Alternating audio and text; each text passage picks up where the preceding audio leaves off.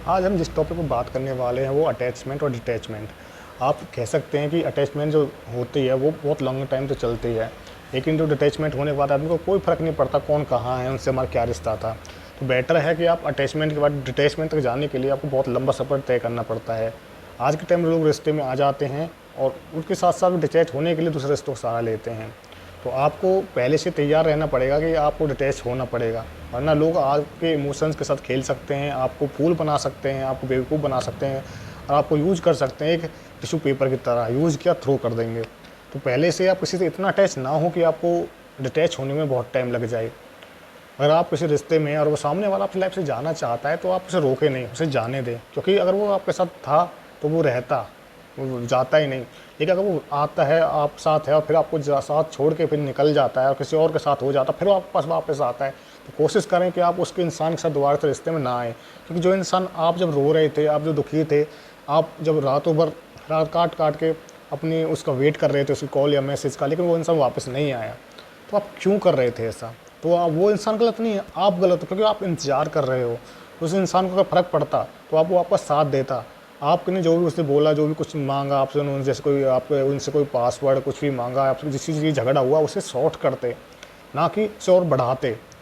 लोग क्या करते हैं कि झगड़ा खत्म होने से ज़्यादा झगड़े को बढ़ाने के लिए तैयार होते हैं। वो पहले से, क्योंकि वो पहले से चाहते हैं कि कोई ना कोई बहाना मिले और इसको, इस रिश्ते को, सारी रिस्पॉन्सिबिलिटी इसके ऊपर डाल देते हैं कि और निकल जाते हैं कि ये गलत था इस रिश्ते में, हम गलत नहीं थे, और खुद को साफ दूध की तरह बता कर निकल लेते हैं। जबकि वो पहले से किसी ऑप्शन को तैयार करके बैठे होते हैं कि यार ये नहीं तो कोई और सही, कोई और नहीं तो कोशिश। भाई कब तक करोगे ऐसे? एक को पकड़ा, ये नहीं तो कोई और सही, फिर दूसरे को पकड़ा, ये नहीं तो कोई और सही। कब तक? क्या ज़िंदगी भर इसी सफ़र में चलते रहोगे क्या? कोई ट्रेन है कि चेंज करते ही रहोगे? ज़िंदगी है, कभी तो रुकना पड़ेगा।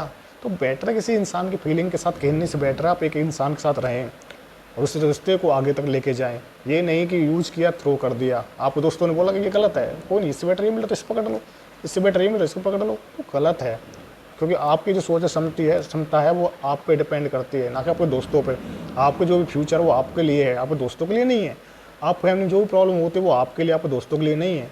तो आप कैसे एक अटैचमेंट, अपनी जो आपकी जो अटैचमेंट है उसे दूसरों पे लागू ना करते हुए खुद पे काबू करें, अपने इमोशंस पे कंट्रोल करें और आगे देखें आप लाइफ में क्या करना है। जो इंसान आपके साथ रहना ही नहीं चाहता उसे जाने दें, खींचे नहीं।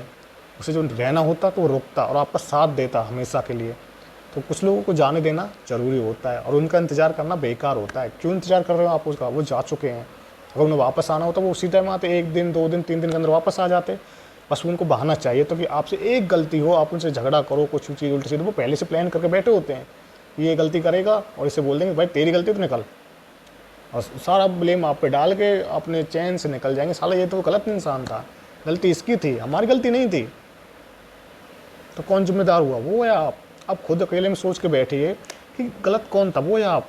आपने उनका साथ दिया, आपने जो चाहा वो किया, आपने उनके खाने से नहाने से कहाँ जा रहे कहाँ तक सबका ध्यान रखा, लेकिन उस इंसान ने कभी आपसे पूछा कि आप कैसे हो, कहाँ हो, खाना खाया, तबीयत कैसी है आपकी?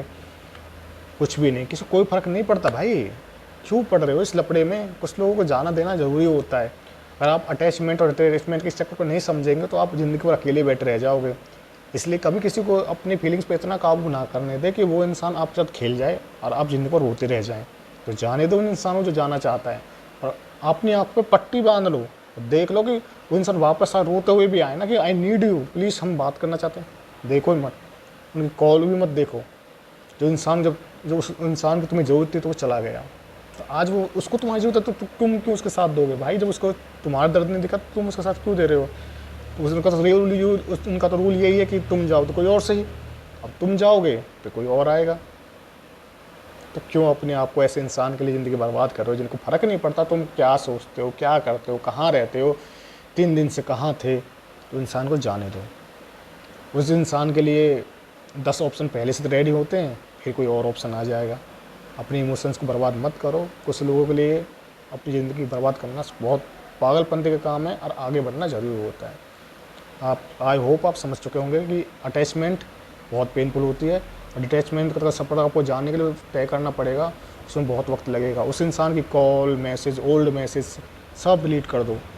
कोई कॉल, उनका कोई कांटेक्ट करने की कोशिश भी करे आपसे तो करो ही मत। कोई उसके बारे में बात भी करना चाहिए, मत करो बात, भूल जाओ कि कोई है ही नहीं। ऐसे नाम का इंसान अपने आप में कभी था, यही सोचो आपने कोई रात को सपना देखा, सुबह वो सपना भूल गए, भूल जाओ उस इंसान को, बस एक याद समझ कर भूल जाओ।